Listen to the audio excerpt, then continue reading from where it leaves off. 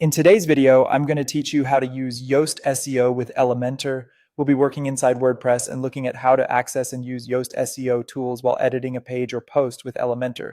This is helpful because it lets you improve your content for search engines without leaving the Elementor editor. To get started, go to your WordPress dashboard. From there, open the page or post you want to work on and then click the Edit with Elementor button.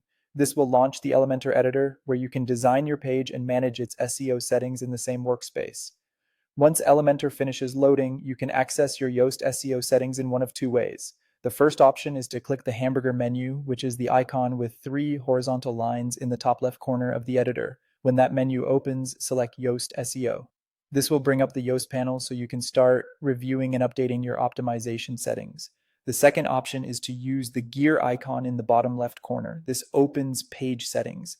Inside that area, click the Yoast tab.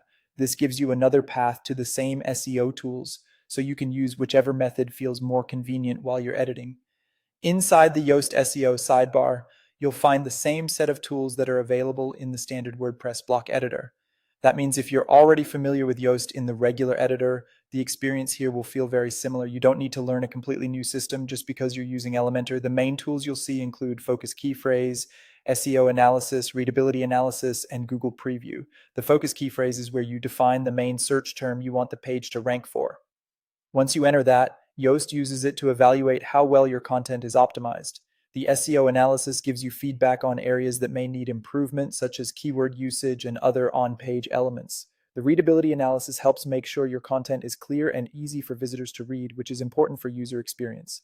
The Google Preview shows you how your page may appear in search results, so you can get a better sense of how your title and description will look before publishing. As you work, keep an eye on these sections to guide your updates. This makes it much easier to balance design and SEO in one place. And that's how to use Yoast SEO with Elementor.